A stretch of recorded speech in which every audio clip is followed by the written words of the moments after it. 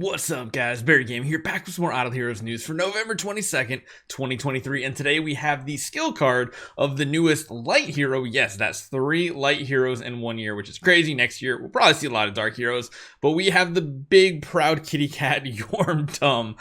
It's an interesting hero. Surprisingly enough, this is actually said to be an assassin hero, which I did not see coming. Very interesting. Assassin. Okay, yeah, sure. I mean, it's really you guys know my feeling on assassins in this game. They are either way overpowered or way sucky. Now this is the regular version of the hero. Probably gonna be sucky in general. Like I don't know if I dare say trashy Lago level like it was 3 years ago at this point. Hyped up hero became absolute trash. We'll have to see, but this is a light hero. It's an assassin. What will happen at Christmas? That's the big question. Let's go over the skills right now. First look doesn't feel like this is a hero you want to build as a first D5, which is always a big downer for me. I want to see someone beat Eloise in the early game, but this hero doesn't seem to be it. Hopefully you guys enjoy this one. Let's get going.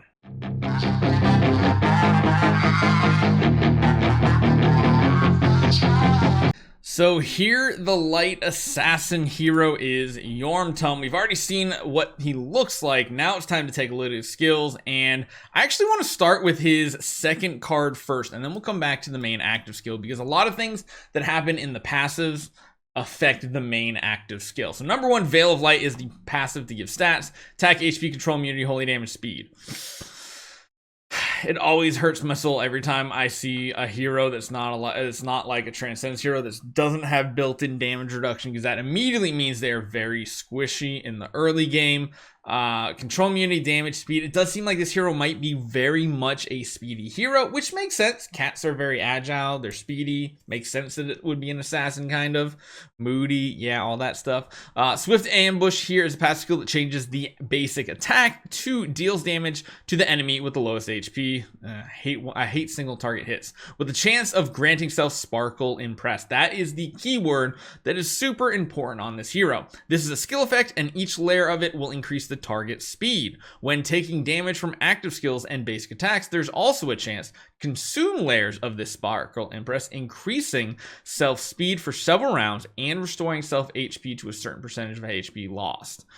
So he does have some way to heal, which is good. I just don't know how reliable these Sparkle Impress will be. Even then saying the name, it feels wrong for an Idle Heroes hero.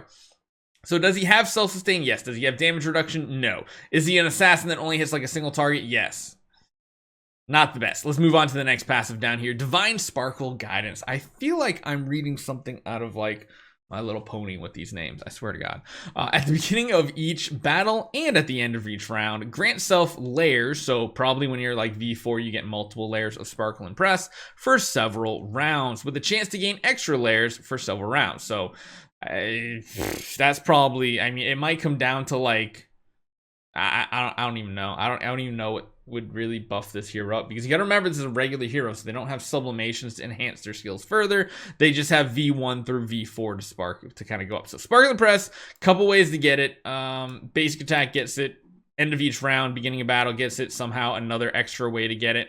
But then they get consumed when you get hit as well, which is kind of counterproductive, because if we go back and take a look now at the main skill here, Sparkle Pause, Assemble.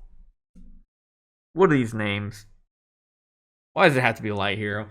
Deals attack damage to random enemies. So at least this sounds like it hits at least 2 different targets, but they are not lowest HP or anything, so it is kind of random. Reminds me a lot of Drake, where he goes after like the lowest target and then 2 random targets with the active. So meanwhile, it consumes all layers of Sparkle Impress. For every 1 layer consumed, it summons 1 Sparkle Kitty.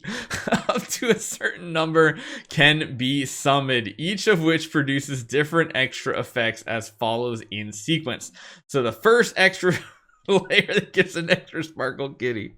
Oh, what am I saying? Deals attack damage, crit is guaranteed, and reduces the target's attack. Okay, second layer of it will deal damage equal to a certain percentage of the lost HP, capping at a certain percentage, and then reducing the target's effect of being healed. And the third one inflicts a certain percentage of attack and applies Divine Retribution on the target while reducing the target's armor for several rounds.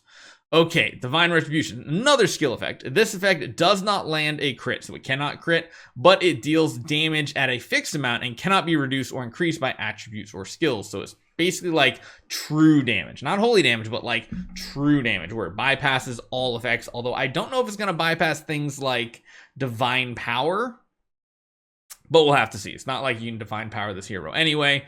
Well, you might go up against enemies that have Divine Power. I don't know. So here's my big conundrum here. The fact that you want to get up to 3 stacks of Sparkle and Press, which means, yeah, you can get at the beginning of the round, you can get layers. You do a basic attack in the first round, you get layers. You get in the second round, you get more layers. However, every time you get hit, there's a chance to consume some of those layers. So getting up to 3 almost sounds like it would be a little difficult for this hero. Right? Like, it doesn't sound like this makes sense where, yeah, it does make him go faster, and it does have a chance to heal him, but it's a percentage of lost HP and not max HP, which that is a big difference. Things that do restoring HP by a certain percentage is much like the E3 enable, resilience, right? It heals you at the end of each round for 15% of your lost HP. That's much worse than a max HP type heal, because if you're very high up, it's going to be next to nothing as a heal. Granted, it does sound like this hero is supposed to be super speedy. We'll have to see if he's one of the fastest non-Transcendence heroes in the game, especially when you kind of think about this as well. Now, as far as artifacts that they recommended you use, they were like anything with speed. They wanted us to use Elusive Mirror, Augustus Magic Ball. We'll see how that works out. He also has some tenants that are lacking. We got G-Ster and Azrael in the first slot. Oh my goodness. I don't know if I like this. There's too many assassins. There is a Betty, which that's kind of cool, and there's also a Drake, which is interesting as well. There's maybe some potential in that. I think if they actually mentioned here, so let me see. I'm gonna take because English just lists tenants, but they're actually who he's tenants for, as well as who are his tenants. So this is what I'm gonna say here.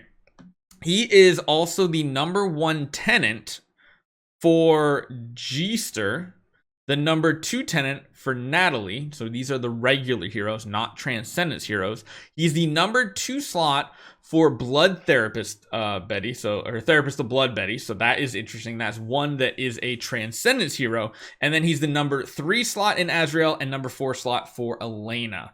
So it doesn't seem like there's like anything super important. The big question is, if he's a good assassin, would you ever build him with Therapist Blood Betty? That is something we can consider. If Betty can lock everybody down, having an assassin on your team isn't the worst thing in the world, because then he can pick apart the enemy team based on lowest HP, a little bit of RNG. So let's take a look at Betty, because I'm interested to see. The one downside is this hero is an assassin, and we all know assassins don't make great tenants. So, man, this is rough for Betty, because we already had Azrael in the 3rd slot, which it looks like it says Therapist Blood Betty, tenant #3.